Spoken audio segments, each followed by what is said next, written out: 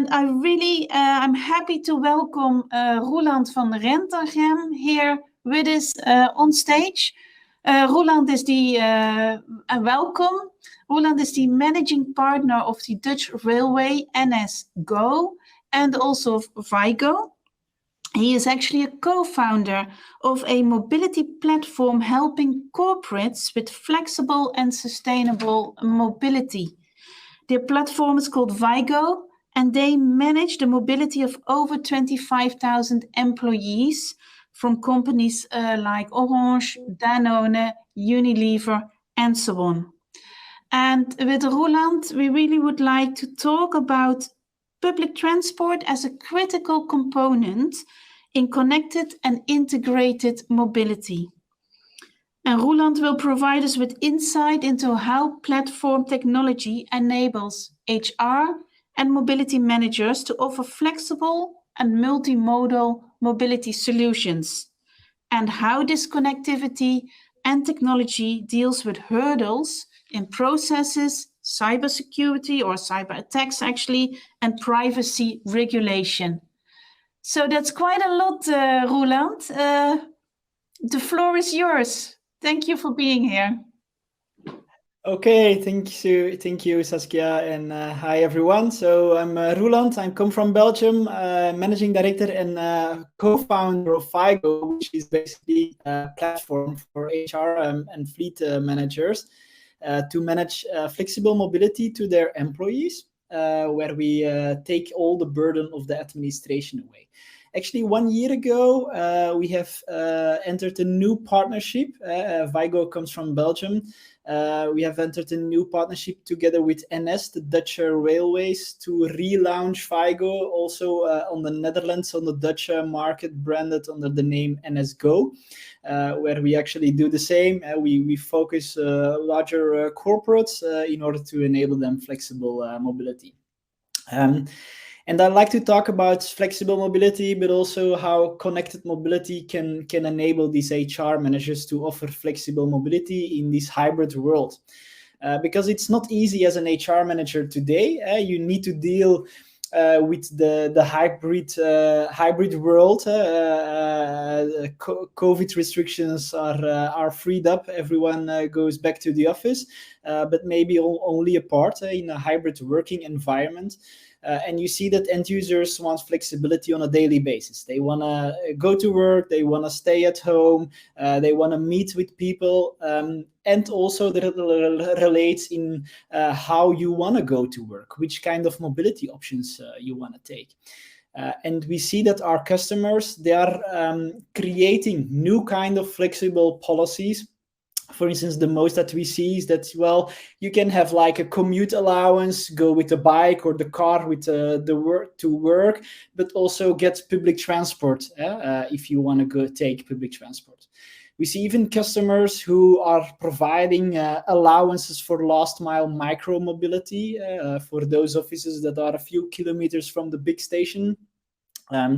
And especially in Belgium, Netherlands, where also a lot of quite some lease cars, we see the introduction of mobility budgets, one big package where you can take your lease car, but also maybe a temporary short-term rental car, and all other mobility options, where, for instance, you drive a little bit less, you use a little bit less fuel, so you have some budget left to take all other sustainable mobility options. So basically, one word, it all starts with the policy and multiple options to offer to the end users.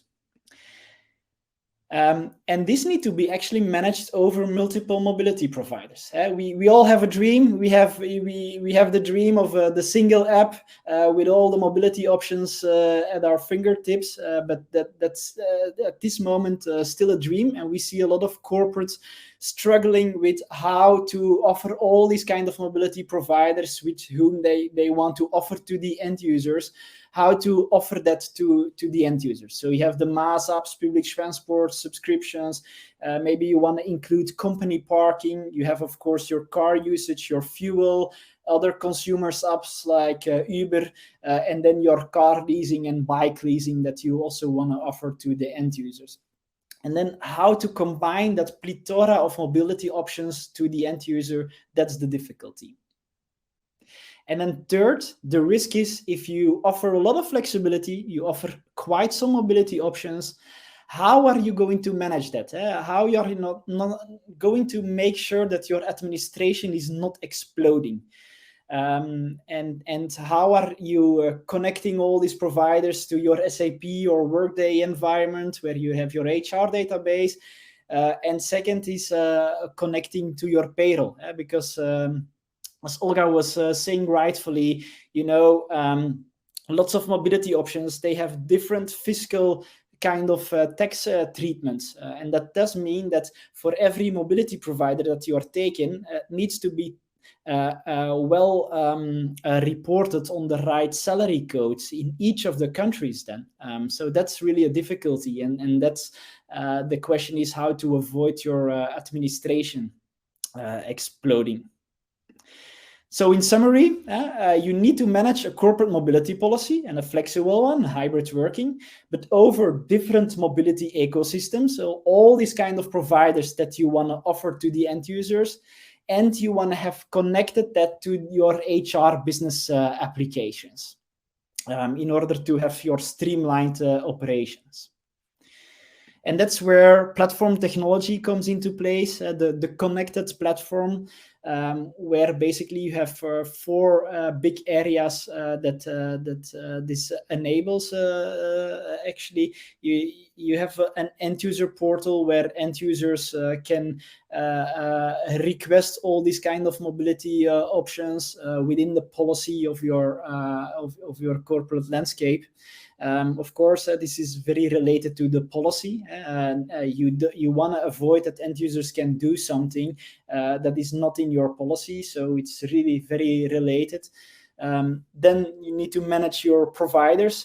Make sure if end user orders something, they want to commission a car or a lease bike or a fuel card or whatever. It needs to be provisioned with all these providers, and all this data need to come back to the platform in order to treat these. And all the data, they need to be treated in order so they can be reported to the right payroll codes, to the right taxations within your business, HR business process.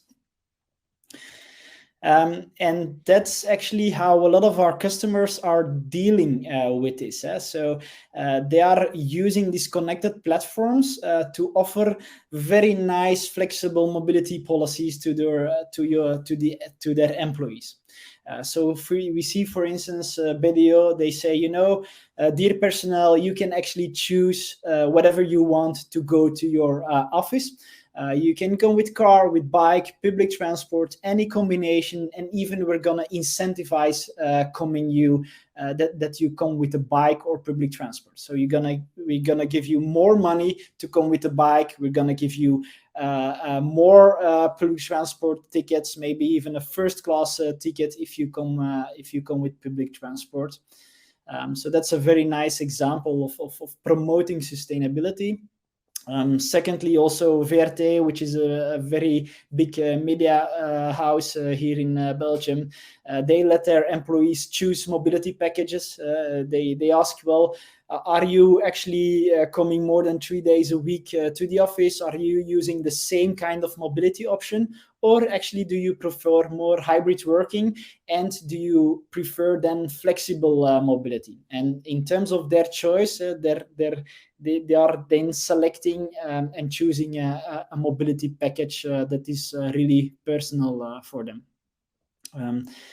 And then lastly, that's also a very nice example, the Proximus, which is maybe the little brother or sister of Deutsche Telekom here in Belgium, have also quite some lease cars to their employees that they are providing to the employees. And they said, well, we're going to implement a policy whereby the less you use your car or the more environmentally friendly your car is, the more other benefits that you get. So basically, if you're not using your car regularly or you choose a CO2 friendly car, you get actually much more money, much more budget left in order for you to consume other nice sustainable options. So, for instance, our platform, our connected platform, we are connected with their fuel card, we are connected with their bike lease, their car lease, their mobility as a service apps, and we all bring that in one big mobility budget. So that means that you use your fuel card to fuel, for instance, your mobility budget is reduced by the amount of fuel. But if you don't fuel, then you have your mobility budget still left for consumption of other sustainable mobility options. And that's really how one of our customers are doing it in the real life. You see, you have the mobility platform that manages the policy, that manages the budgets, where you can activate and deactivate your mass apps, your fuel cards, your parking cards, your e-bike lease subscriptions, etc. Where you can even request your biking and car allowances, scan tickets, etc. It's all connected with the HR business processes like SAP to get HR data in, to get and to export payroll. And this platform actually has all the connections with the different mobility providers. So if you choose to activate your fuel card, actually, then this connected mobility platform makes sure your fuel card gets commissioned. All the transaction data is again pulled away in this mobility connected platform. So all the data is there. Everything that an end user does in terms of all their transaction, actually, the platform knows everything in terms of mobility of this end user. And obviously that brings also some risks. That means that in terms of privacy, in terms of regulation, we apply really the strictest rules. We always say that Vaigo, or the mobility platform, is a privacy shield between the employee and the employer. So the employer is not really concerned whether an employee took the train maybe at 7 o'clock or 10 o'clock. He just is concerned. He took the train and it costed €5, and I'm gonna reimburse, or I'm gonna pay the €5. But in terms of privacy, it's really a balancing act that we need to take care of. And also in terms of security, it's basically a platform full of data, full of travel data. So that means that our corporates want us to have the absolute highest, strictest security regulations and rules on that, in order to protect all this data.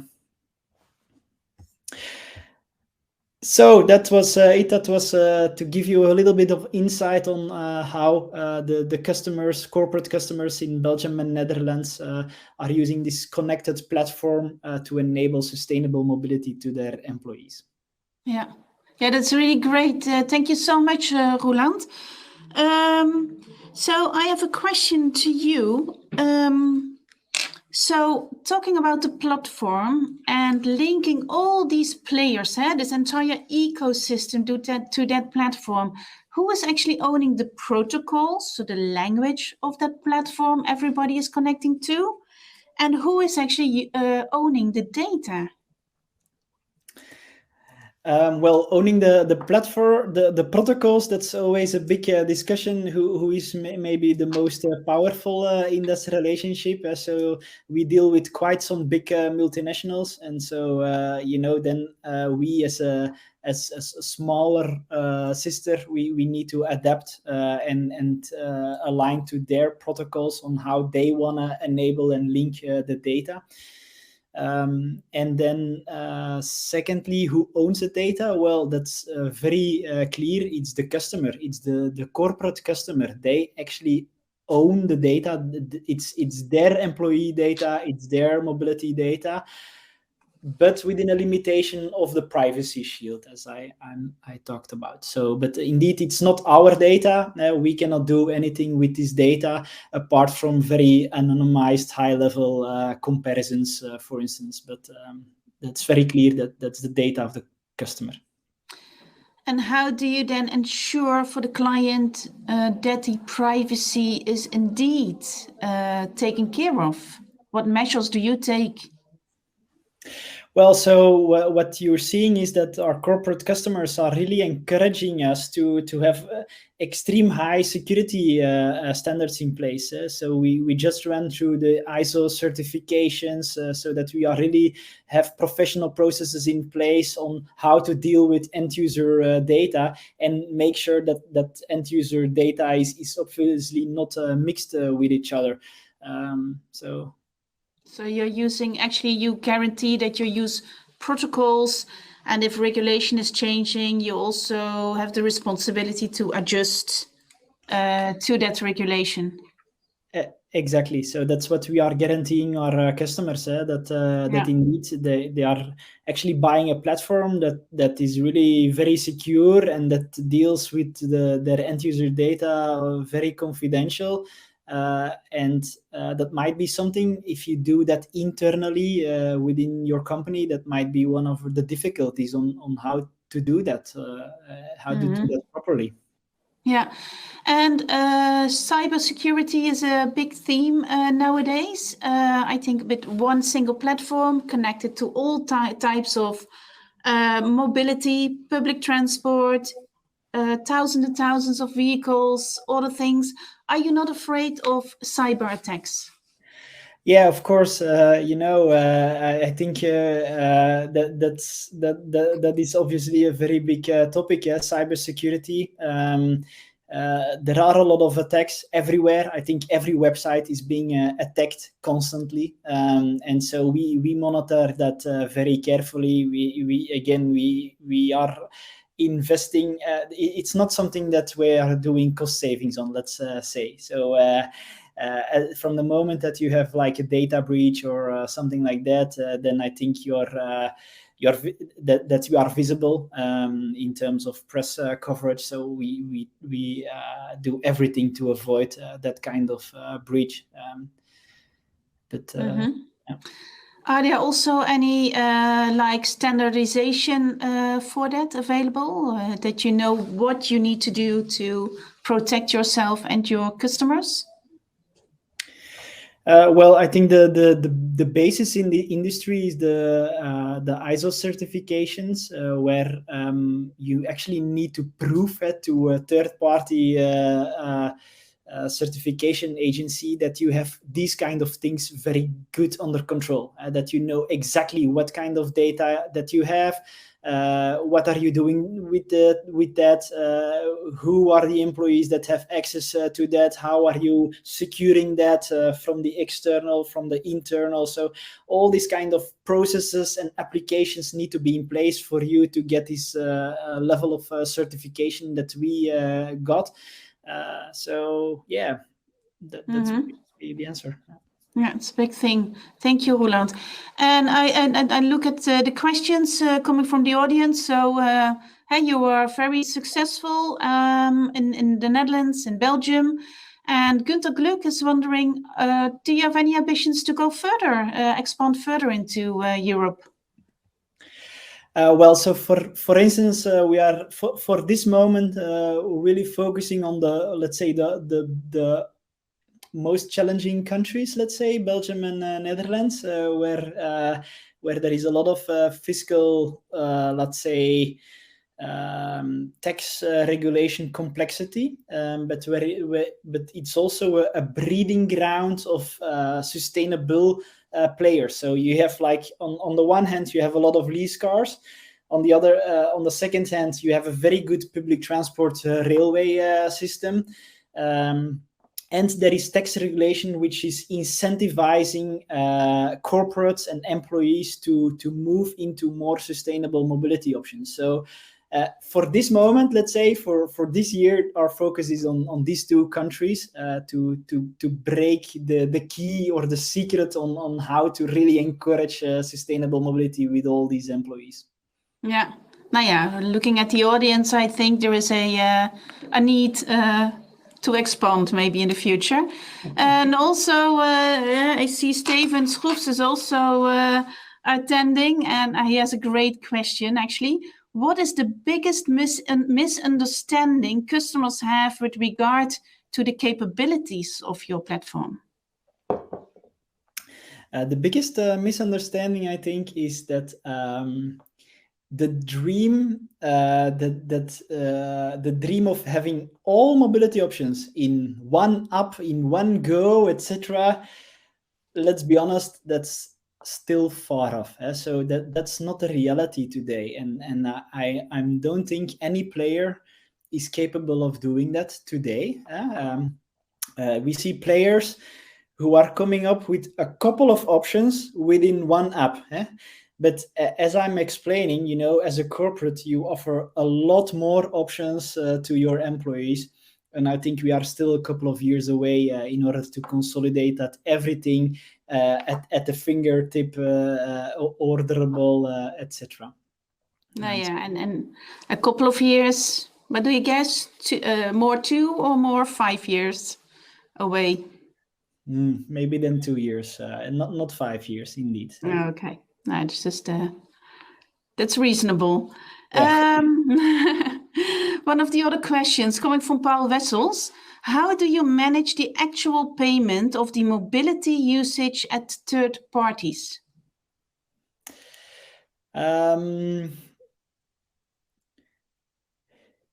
Well, a lot of these parties, they have actually financial streams already to the corporates. They are having invoicing relationship with those corporates, and for most of the providers that we actually manage, we are not coming in between the financial let's say payments. So basically, the payments is being done directly by the corporate, between the corporate and the mobility service provider. We actually manage the invoices. We control all the invoices, but not standing in between all the payment invoices. We do that for some mobility options, but for some other mobility options, like fuel cards, etc. We see that those corporates, they have direct contracts with all these kind of big fuel companies, where they actually also manage to get the right discount levels for their big companies. So that's how we do it. Yeah. So you leave it then up to them. And also, if you look to the privacy shield, you are in between the employer and the employee. How do you manage that one? Is it just a switch that the employee switches on, or do you use different technology? Well, we have one big database, and so obviously an end user can see their own transactions, all the details, and we have like viewpoints from HR managers where they can have reporting on what their end users are doing on a consolidated level. But they can also click on what actually maybe I want to deep dive and control a little bit about this end user X or Y. But we make sure that they cannot see the real details which would afflict or offend their privacy. So and what in case sure that this rule is there? Yeah. And what in case if you have more a logistic company who wants to interfere in where the employee is to optimize the process? How would that work? Yeah. Well, honestly, that's maybe not our focus. So indeed, so like the logistic drivers or something, where you want to know exactly where everyone is at the right time, at the right place. But we really focus on commuters, or maybe people that want to have professional trips. And that it's not so important to know exactly on which train a person is, or in which car, or at the right, or exactly which location at which time. Yeah. And looking at the NSGO, the Dutch Railways, and the corporates you are working for, I can also imagine it's not all about technology. I can also imagine that a lot of corporates struggle with many questions on how to implement, how to take such a project on board. So there's a lot of advisory involved. So is this also something that you are doing, or how are you dealing with that part of such a project? Well, yeah, indeed, we see a lot of need for consulting. What we are doing is we actually bring groups together and we share experiences between our customers from us and with our new customers that need help. So we bring best practices, we bring policies, we bring best practice policies.